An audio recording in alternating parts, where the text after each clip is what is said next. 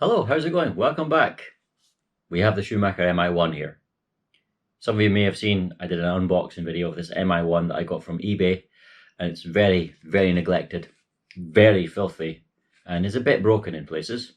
If you want to see that video, I'll leave a link to it below so you can check it out.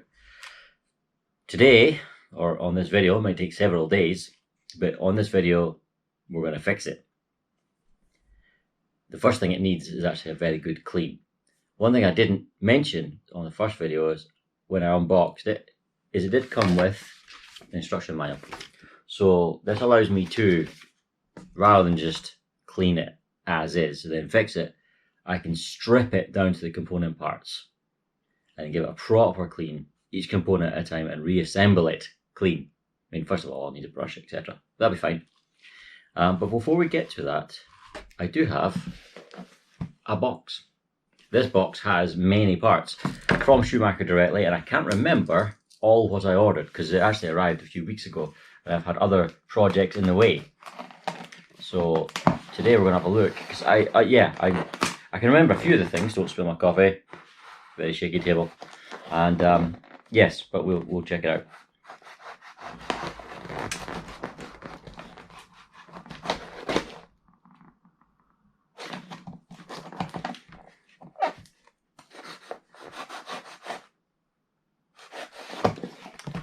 Okay, what do we have here then? Packing! No, we have packing. What?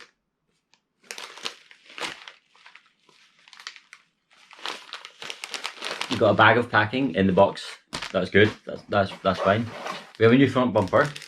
That's good because this one is a little bit scabby, a little bit broken up in places. You see that? So it's not. I mean, it'll work. It'll be fine. But let's just start again with that. Yeah, this is a lot thinner though. It says it fits. It says it's for this car. It's a completely different shape, and it's not as thick. So I wonder if this is maybe not the original. That would explain why there's big puncture holes in it with post holes in different places. But whatever.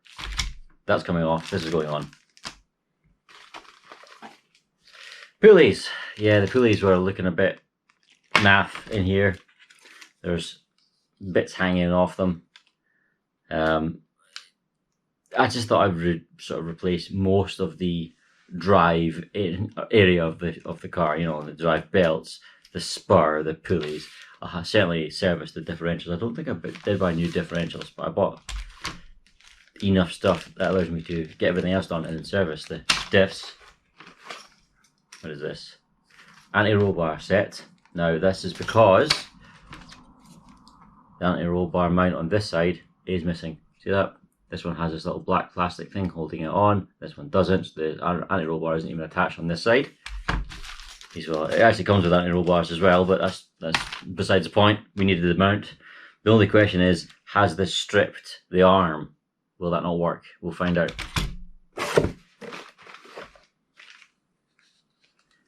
Front belt upgrade conversion. Good. I don't remember that. I remember ordering a front belt. Well, whatever. There's an upgrade. Apparently, there you are. It's a better front belt. No, it's probably a better system for the front belt. Maybe the tension's better or something. But anyway, it's got another bit of anodized metal in there, which I don't have on this car. This car certainly doesn't have that. Okay, good. It needs a new front belt. That front belt is horrid. I mean, look at the state of it. I don't know if you can see it on camera, but it's frayed as hell. I mean, it's not good. I'd love to get a new bottom deck, but it's not that bad. It's just a bit scraped up. Pulley fences, yeah. Again, that's a funny name for them. Pulley fences. It's the diffs. It's for the diffs. The fences for the diffs. The diff walls, the diff sides, whatever you want to call them. That's them there.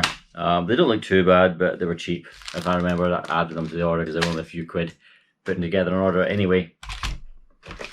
Rear belt doesn't have an upgrade linked to it, but rear belt's rear belt and it'll fit, it'll be nice. The rear belt is just like the front one, knackered.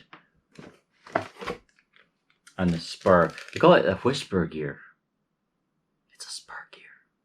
So the spur gear is, it's not dreadful, really. It's really not dreadful. but it's a little bit worn out.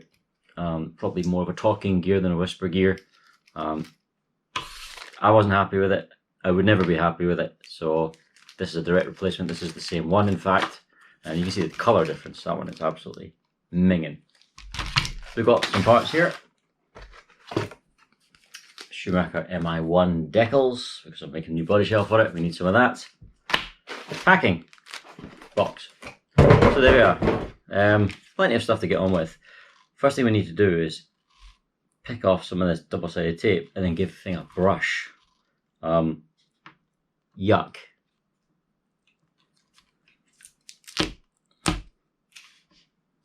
You see the difference in colour? And that's still not clean. This S1 composite is basically black. This car looks sort of reddish grey. Another one here. They obviously had either a very large ESC or just went, oh, this is the size of bit we've got. We're not going to cut it down, we'll just slap it on there. Yes, it's not great. And it's not sticking very well. And it wasn't straight either. I mean, completely squint. You can see the imprint left over by it. Not even remotely straight. Get off me. Get off me. And then we've got the sellotape holding the rear posts on because that was to get them in the box. Get the battery bar off.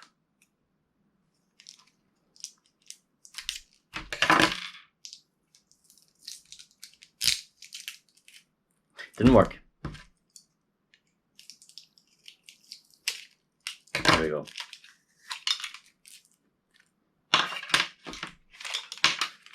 Nice one. Yeah, it's going to need some work, and the first step is to give this thing a brush down outside.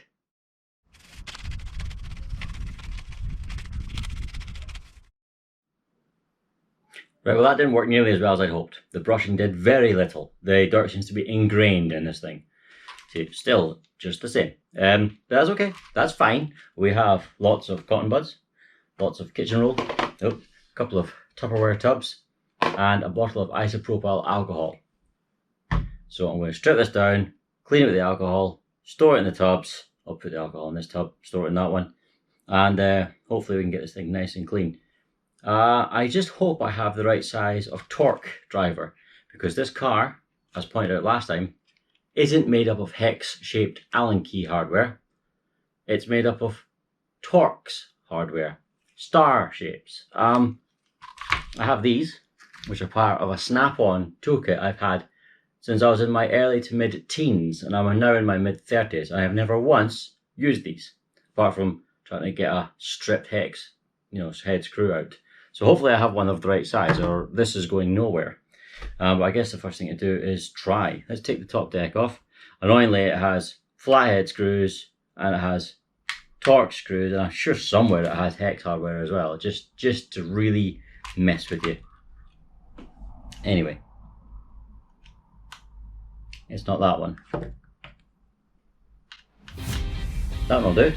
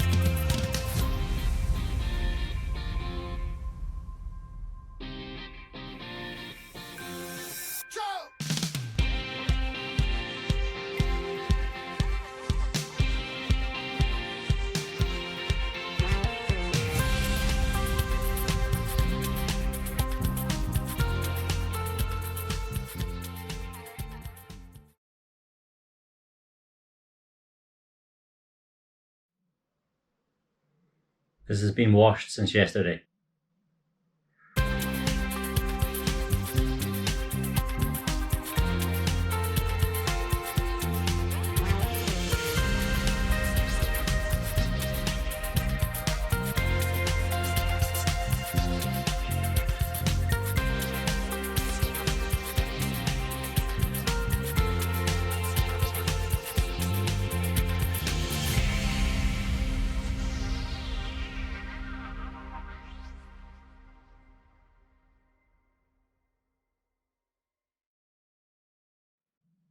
Right then, that's it all stripped down, cleaned, laid out-ish, sort of. Time to get on with the build. I am very happy as how it all turned out, to be honest with you. Most of the parts are pretty immaculate. I mean, there are some metal parts with some scratching and pitting, but it's not bad at all. In fact, I can't even feel it. It's so subtle. It's cleaned up really nicely. Few problems. These posts, for example, I believe these were the battery posts, and I don't think they're original. I might be wrong, but I don't think they're original, because I don't think the holes in the chassis that were drilled for them are original. I mean, there's a big gouge out the chassis there. I think somebody's put that in and then stripped it and then tried to drill it out or get a Dremel over the screw to make a slit so they can use a flathead or whatever, but a bit of a mess. The actual bottom of the chassis, well, the bottom plate rather, on both sides is a bit naff. It's cleaned up well. I mean, it's very shiny now, but there's lots of scratches and lots of damage. It's just surface level damage, apart from that part. And I was thinking, oh, maybe I should get a new bottom plate for it as well. But Rachel's brother's getting this car. I've put a lot of my own money into it. I probably won't be covering all my own money, to be honest. And if he wants to pay about £27 for a new chassis, I'll happily fit it for him. But I think I'm done spending money on it. I still need to service the diffs. Haven't taken them apart yet. I've just given them a small clean. I'll clean these up properly during the build and give them a proper service. Same with the shocks. I've cleaned these up. These look great. These look really good. I'm really pleased with them because they were disgusting. But again, they need serviced. So we'll do that as well. Hopefully this build won't take too long because some of the parts are still screwed together. However, I will take my time a little bit because not much care has gone into the original build of this car. I can tell because a lot of the plastic parts, this for example, you probably won't see it, but a lot of the parts have still got burrs on them. There are burrs everywhere. So I've got my snips here. We'll clean them up, get the burrs gone, make it as good as possible. Anyway, and for some reason, according to this, we start with the steering assembly. So, let's get on with the build.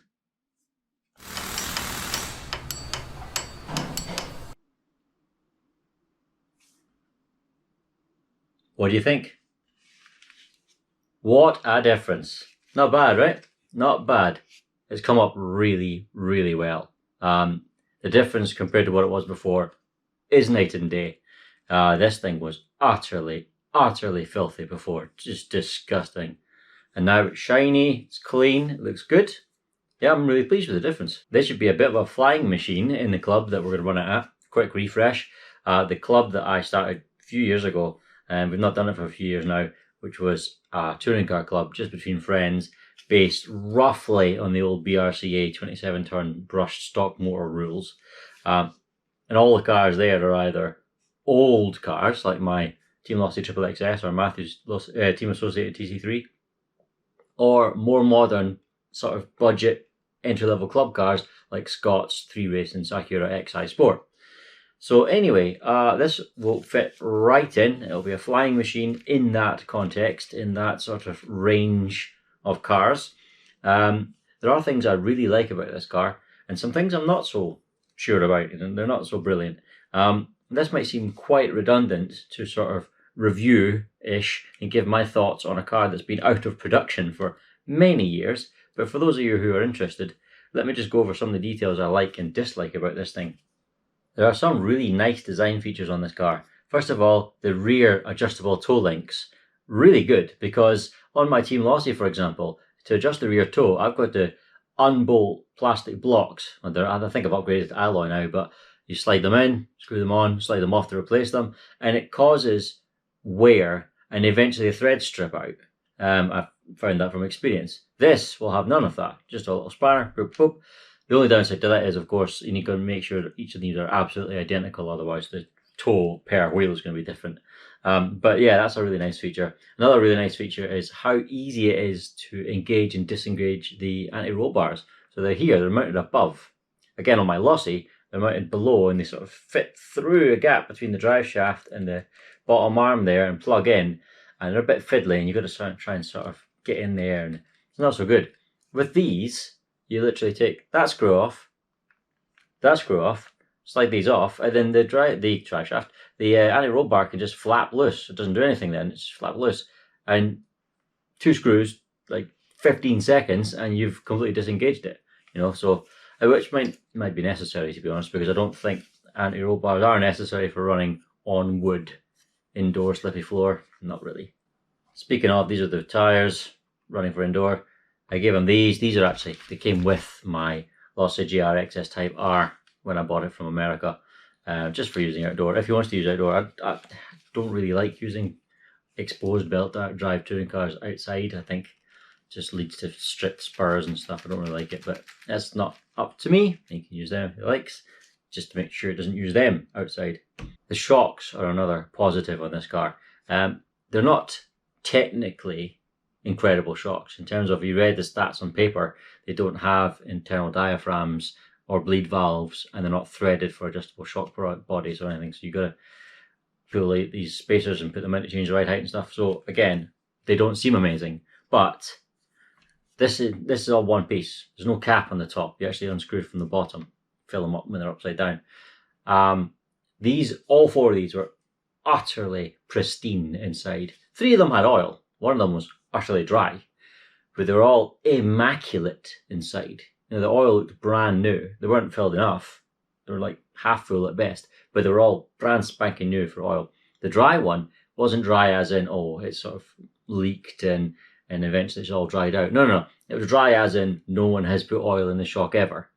What I think's happened is the original owner built it, and then that one was leaking because that one shock that was dry wasn't built properly. It had all the right components in it, but they're all in the wrong order.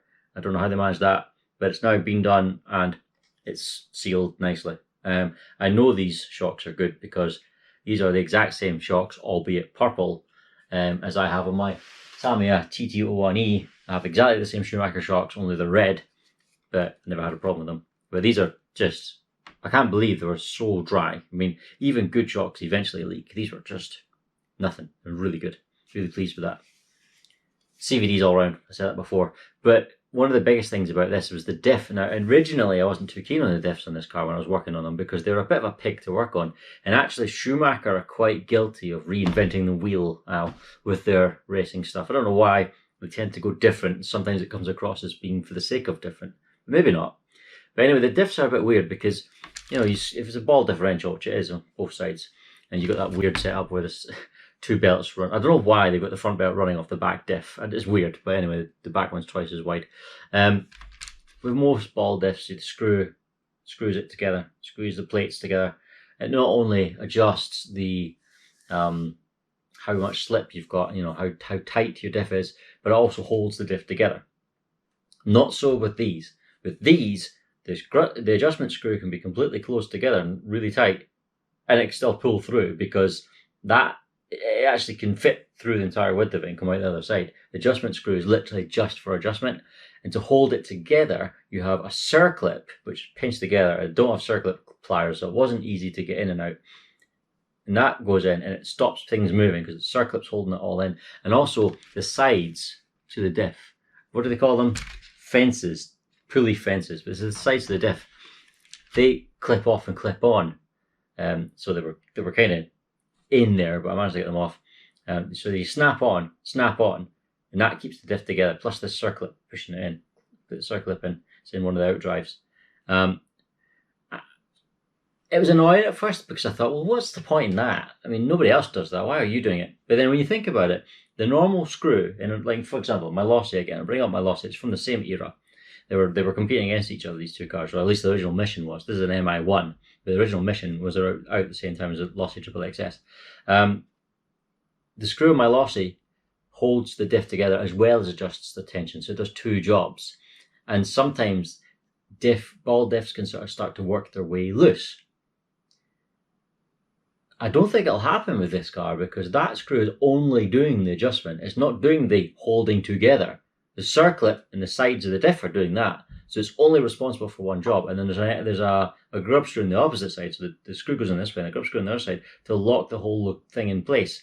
So it could be that the thinking behind it was this is now being set and it can't work its way loose over time. It could be that. But, you know, it's different. One other benefit is it's really well sealed. So the grease gets sealed in nicely and the dirt and dust gets sealed out. So yeah, that's good. That's a good feature as well. Few things I'm not so happy with on this car though. Weird decision stuff. Such as you got to set the droop. You set the droop. There's droop screws. That's not unusual. Just through the arm there, it touches the chassis. Not unusual. No problem. It tells you to set it. But you actually have to set the droop from the box, because if you don't, the arm, when it droops past a certain point, starts to bind. And it's not like it hits a stop. That's it. It's like it tightens up. Like it's bindy, and then it sort of locks. So the droop is to stop the arm binding up once it gets past a certain point. Which is odd. I mean, I think that point now is actually beyond the maximum droop of this shock absorber, so I don't think it actually matters. But if I was using slightly taller shocks, it's odd. It's just odd because the droop at the back is now limited by the droop screw, and it can only get that far. Very, very little. Very, very little. And in fact, that's not even touching the chassis yet because the shocks are quite short. But once it taps down the chassis on kit setting of droop, you can't actually give it. If you wanted to give it some more, there isn't really any more to give, because then the next stage after that is binding. It's a bit weird. And it's also weird that with the standard shocks, they're so short front and back that the droop doesn't really matter, because the droop screws aren't touching down anywhere now. You set the droop before the shocks are plugged in according to the manual. And it's just, it's odd. It's a bit weird. Speaking of binding, it's weird. I say that a lot with this car. Screw that goes in here, into the bottom of the hub. Very normal. It does say in the manual not to screw it too much and leave a 0.5 of a mil gap between the bottom of the arm and the hub itself. So the hub can actually, so you can see this, it can move up and down. Actually, it's more than half a mil. It's more like a full mil. But anyway, it tells you to leave that little gap, and it has to leave that little gap because it says in the instruction manual, and this was bizarre to me, if you screw it in all the way, as in you eliminate that sort of slop, the screw goes past, out the other side, into the hub, and rubs in the drive shaft. And it tells you in the manual, don't do that, don't turn it in too tight because it'll rub on the drive shaft. Well, you use a shorter screw then. Provide a shorter screw then. Why is that a thing? Why is that a thing? Surely you want to eliminate slop. But on top of that, the two surfaces when they meet, you got what I mean is the top of the bottom arm and the bottom of the hub. So they meet each other like that, and the screw goes. They're not parallel. They're slightly at an angle to each other. So at different stages of suspension travel, the contact they have with each other differs. So at some stages of suspension travel, unless you leave that little gap, they tend to bind up against each other. And it actually sort of binds the suspension movement a little bit. And you can leave that little 0.5 mil, or I think it's slightly more than that to be honest, gap, and that fixes it. And actually the slop kind of disappears because the slop is in droop only. When it's actually sitting on the suspension and it's loaded up, that's disappeared and there's no movement there, so it doesn't actually matter. But again, why? Why are they like that? Why are they binding up? Why is that a thing? You know what I mean? Again, compare that to my Lossy XXS or the associated TC3 or the HPI Pro 3. Other cars which were around at the same time as the original Mission, which again this is based on. Didn't happen. So what's going on here? Another weird thing is when you put the hex on, you don't just put the hex on, the wheel hex, and that's it. You know, obviously you put the pin, hex.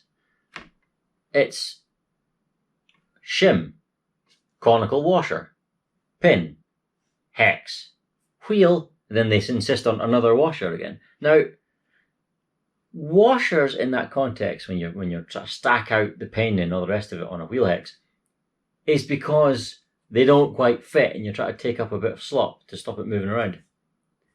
Why don't they quite fit? That's in the manual. If you have to pack out the pin on the axle with a conical washer and a little shim, that's kind of like almost a DIY amateurish thing where you're trying to fit something on that doesn't quite fit because it's not the right part. Why, if it's the right part and it comes on the manual, why are we mucking around? I hate that. I really don't like that at all because it comes across as compensating for ill-fitting parts. You know what I mean? Oh, pin, hex, fine. Nope, spacer, conical washer, pin, hex. And then another, I didn't use the other washer on the outside because by that point, just no. You're already sitting on the inside, fine. You don't need a washer on the outside. Just don't like that. It's a bit bleh, bleh. My final complaint, okay, and it's been quite, I know I've said a lot of bad things about this car, but the rest of it is actually really good. I like the design. It's quite a free running chassis. Some really nice, design cues. It's nice and easy to work on. Lots of access. But the final thing, I talked about it in the last video. You got these steering bump stops on the bottom of the arms here. Like that. See? Limits the steering so you don't overstretch your servo. If you have a crash, for example, it doesn't pull the servo too far. I mean, you've got a servo saver, but it doesn't pull it too far. You can hear it hitting the bump stop, see? On that side. Turn it this way, it doesn't go that far. So what's happening? I'll tell you what's happening. The servo saver arm hits the steering link before the bump stop's reached, but only when it's turning left. It actually hits the arm there, see, it hits itself. How? How did this get past the testing phase? How did they not notice that during the prototype testing phase when the original mission was out and they were developing it? In fact, it wasn't out yet, they were developing it and they had the original mission prototype. How did they not look at that and go, oh, that's different left to right. It hits a stop there, but it hits the arm there. How did that happen? I almost spilled my coffee. Not only that, how did that happen with the original mission? This is the re-release called the Mi1, which came out several years later. So there was almost a decade between the first mission being released and this version of it being released, and they still have got it hitting its own steering link while it's turning left. Sorry, so it turns right fine. Did I get them mixed up before? I don't know, I was ranting. Turns right, all the way at the bump stop, turns left and hits its own steering link. Again, doesn't matter too much because, turning circle and steering angle that way is plenty for a touring car. But it is more in the opposite direction. Not by much, there's only a couple of mil in it, and you can just, you can compensate by turning your dual rate or your steering down and then, fine, your end point down, and that's okay. And then it actually won't matter much because you generally don't have full steering anyway. But I'm flabbergasted that got past testing. Why did that get past testing? Apart from that, I'm pleased with the car. I am. It's got all new belts. I'm annoyed with myself. I didn't realise the diff fences. Oops. I got new diff internals, and not the balls or anything because they were in good condition, but the actual, the pulley itself, the diff body itself, I've replaced. But I used the old fences. I forgot I had new ones, but they were fine. They cleaned up well, so it's not a problem. This upgraded front belt comes with this second adjustment. So we've got the belt tensioner there with the ball bearings on it.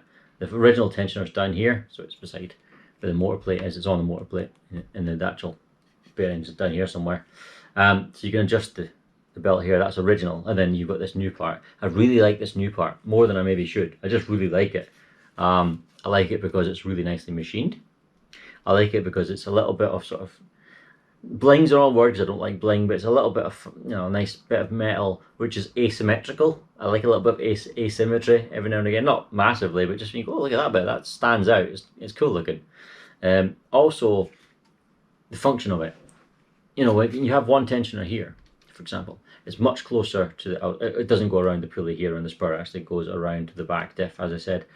If you tension it here, it's towards one side before the other, so although you're tensioning the belt up, you're actually putting more tension on the back diff compared to the front diff because it's closer there. With this one, you can make sure the tension is approximately the same around the back, the front diff as it is around the back diff to try and balance it out. That's probably why they've done that, but it's quite good. Yeah. Overall, it's actually a really fine machine, and it will certainly be up to the task of running with the competitor cars, its peers. So that's good. That's good. Right then, I've just got back from prepping the body. Yeah, bit of an issue. You can probably guess what that issue is by how low these posts are now.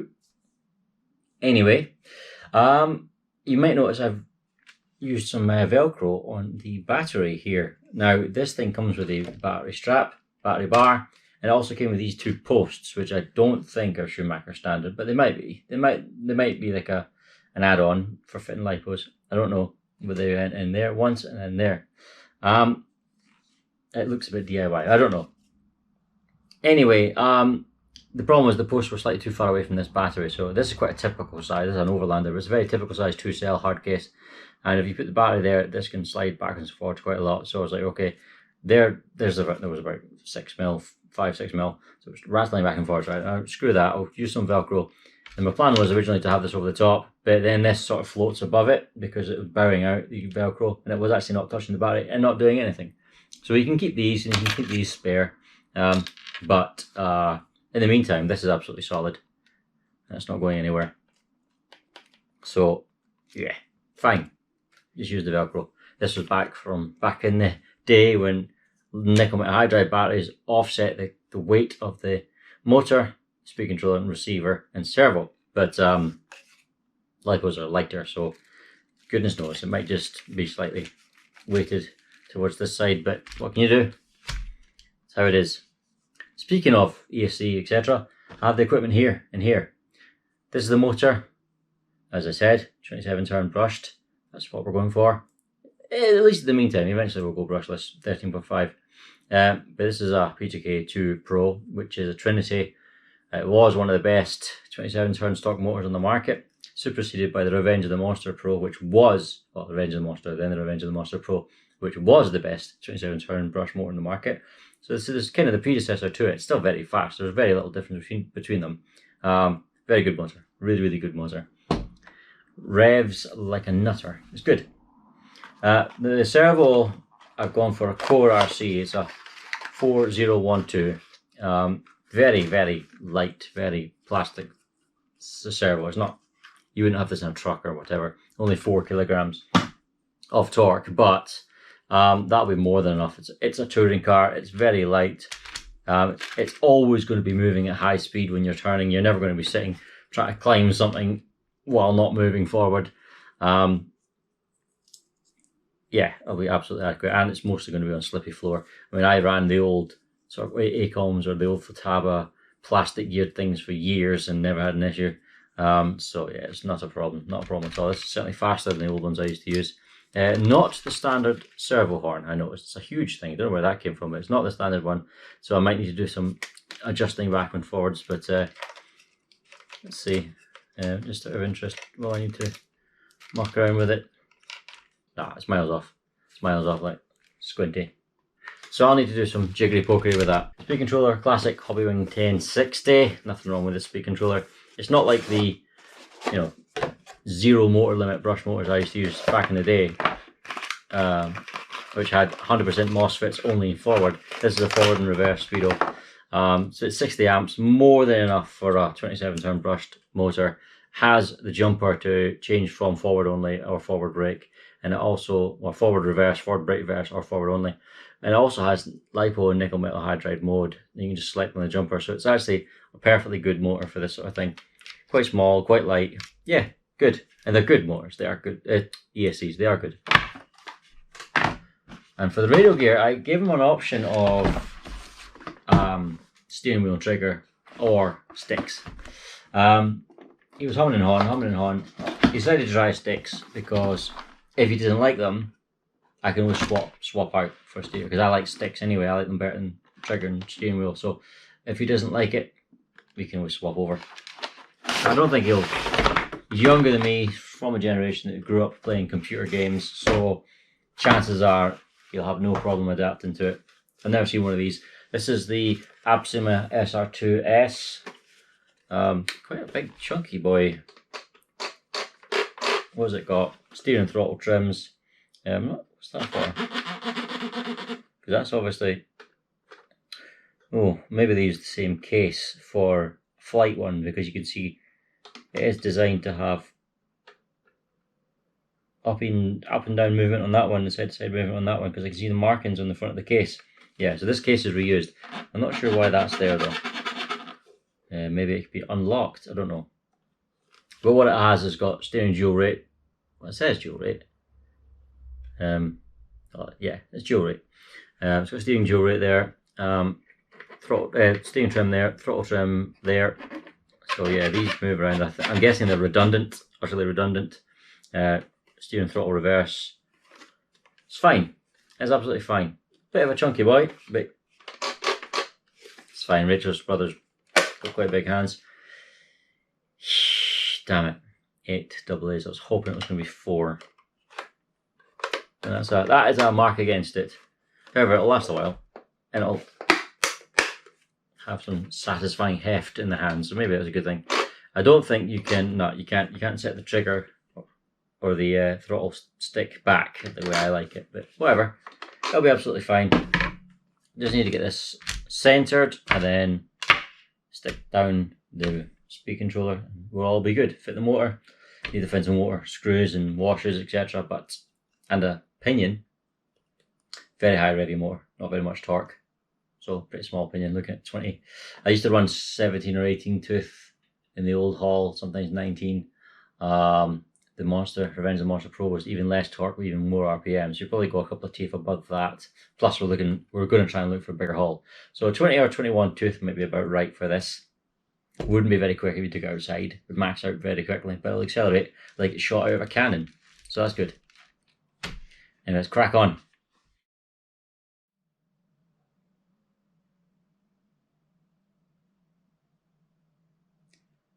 Okay, several days later. It is, I'll admit, it is several days later. This car has taken me so long. I have had a lot on, okay? Anyway, since last time, as in a few seconds ago for you, I have fitted the servo. Did have a problem. The biggest problem was this. The servo horn, the one I mentioned. The wrong one, it's not a standard one.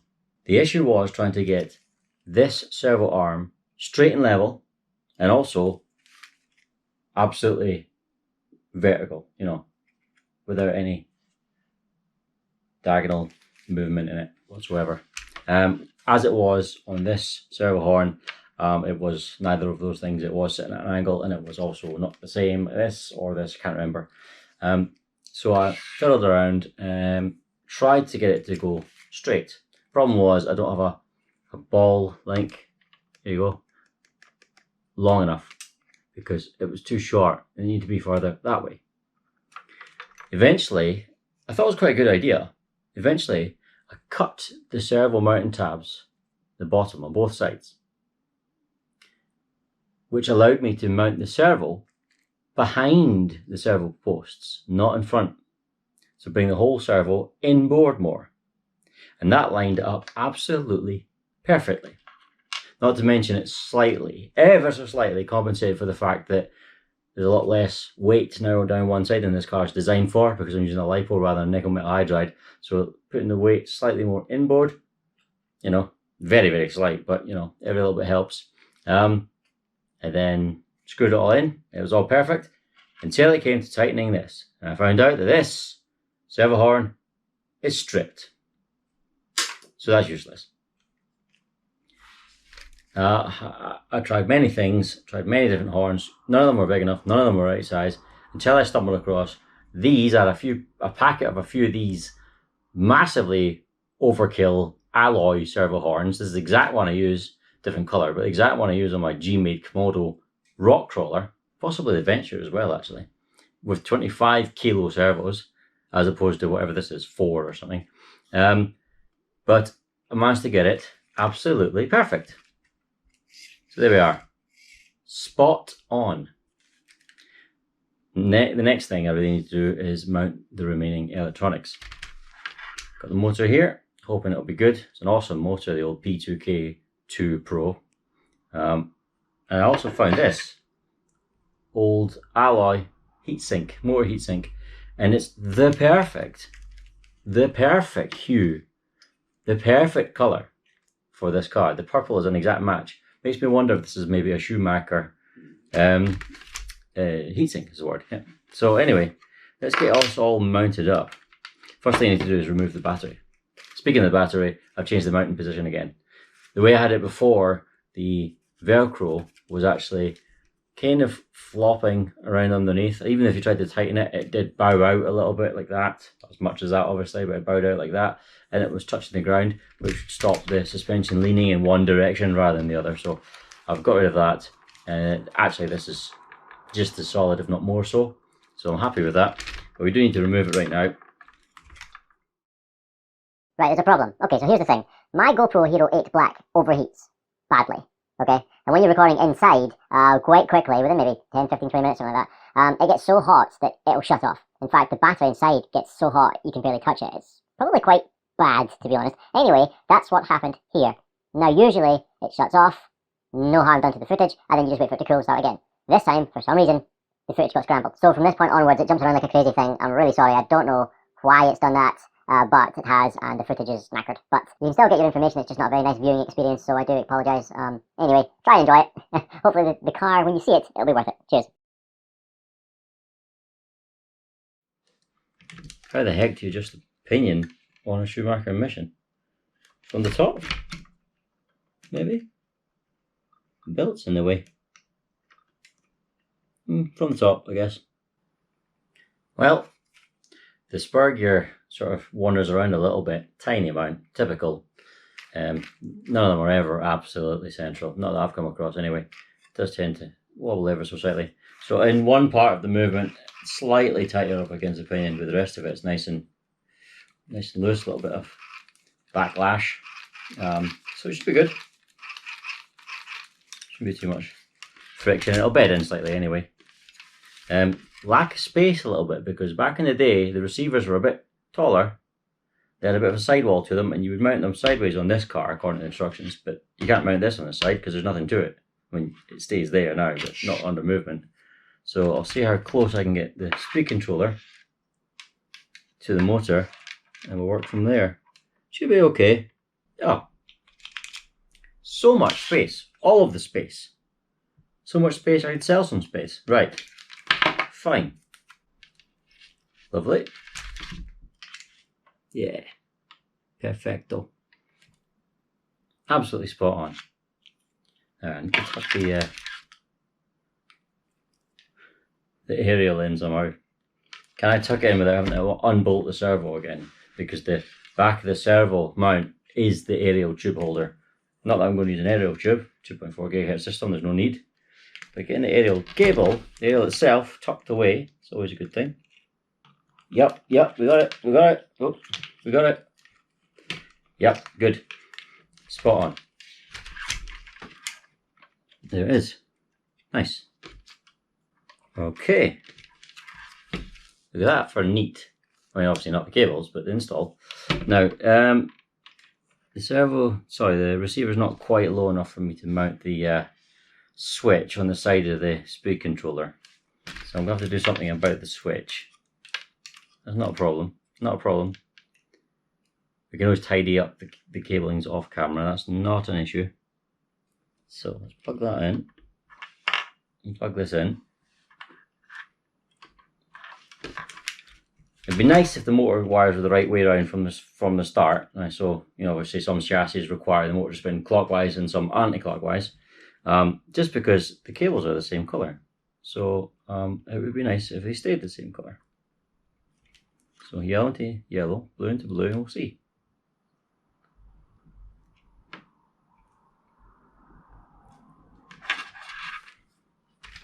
Okay, everything's away from the drive belts. Lovely. Set the battery there just now. Right, moment of truth. Does it work?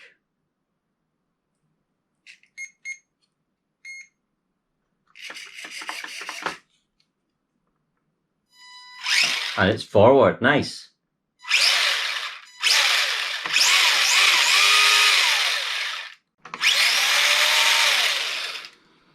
That smell and that sound brings me back.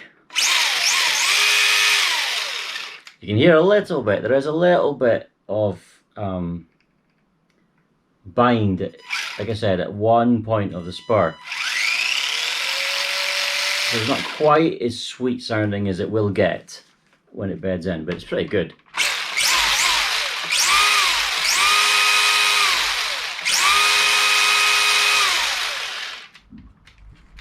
The drivetrain feels good.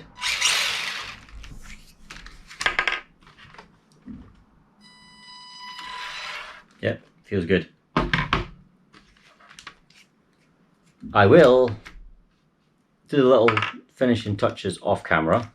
So in other words, tidying up all the cables, etc. Find out somewhere to mount the switch for the ESC, that sort of thing. Also, I need to finish setting it up. I'm going for a nice neutral base setting for this car. So it starts from a very neutral place, and then Rachel's brother can adjust as he needs when he's driving. So I've gone for 5mm ground clearance front and back. It's nice and 5mm all the way along. It's about half a degree, maybe just about 1 degree front toe in, 1.5 maybe on the back toe in. And I need to go upstairs and get my camber gauge because it's in one of my pit bags up in the loft. But I'll go for a nice even 1 degree negative all round. Right now it's got way too much negative camber on all 4 wheels, and I don't think they're all the same. But 1 degree is a nice base setting, easy to work with, and you can go from there. I did also the droop, as factory, as I mentioned before, it's the kit droop. Now, I mentioned there was a problem with the shell. Let me explain. Here's the shell here. It's a Bitty Design Hyper HR. Now, first of all, the colour is amazing. You won't see it on camera, and it's a bit dark now, so you're probably not seeing this very nice. But in the light, the hue changes. It's beautiful. This is Tamiya metallic orange, backed by Tamiya bright silver, backed by Tamiya black. Not sure the black did anything by that point. It was just so because the end plates were on it. I wanted the end plates to be black on that side. Doesn't really matter much. Maybe the black would make it a little bit richer. Anyway, the issue was, this is technically a touring car shell, but it's just about a touring car shell. It's not really the spirit of a touring car shell. A touring car shell should be a saloon car, or what they say across the pond, a sedan, you know, a proper touring car, like the 156s ever used to run with, or the Dodge Stratus or whatever, the Mazda 6. This doesn't look like a 4-door saloon at all. Technically there's a door shut line there, but they don't even give you that part in the window masks. Technically it's got a flat back here, so that could be classed as the boot, but really it's kind of far removed from a touring car, from a saloon car. It looks way more like a supercar or a very sporty coupe or something. But technically, it's a touring car. The reason that's a problem is it's very low slung, you know, very low to the ground. The bonnet is at a very steep angle. You know, a proper touring car would have higher before you get to the point of the windows, because the whole shell would be higher, much taller. and the bonnet would be more flat. It would have a slight reduction maybe, but mostly flat, and then it would drop off more violently, whereas this is a very aggressive slope all the way down. The problem with it is to get the posts low enough, you get them really low, then the shell either fouls on the front shock tower or it fouls on the end of the shock standoffs. So when I used to have this, when I got it all sized up, it was jacked off the floor because you couldn't get it low enough because this was all in the way. The irony of it being so low slung and so low was that I couldn't get it low enough. So yeah, it was all over the place. What I've done is the shocks wear on the outer holes.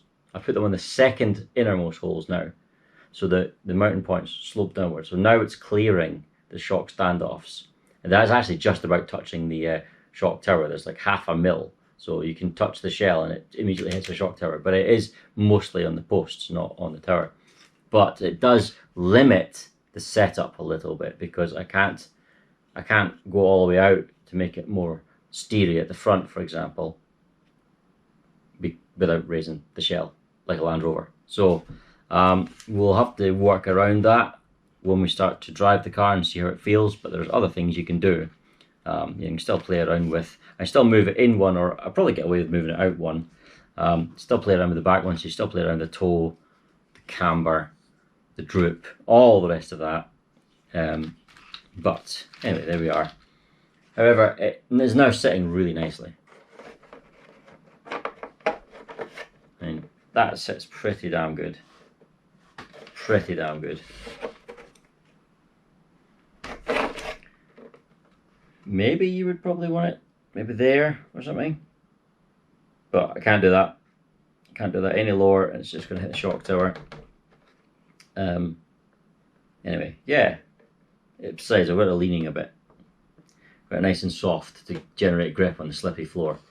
Lots of lean, lots of light shock oil, light springs, so it leans over and adds traction. You know, it loads up those outside wheels. So, but it looks good. The way it's sitting now, I'm happy with. So the problem's kind of, it's not as bad as it was. I actually thought, oh, that's terrible. But now it actually looks really nice. It looks really good. So I'm pleased with that. Not a bad looking shell. Not a bad looking job actually for once, apart from this really squint Trinity sticker at the back there, but everything else looks good. You won't see it very much on the camera, of course, but yeah, the effect is nice in the flesh just because that colour is lovely. And I'll see if I can fit the motor heatsink.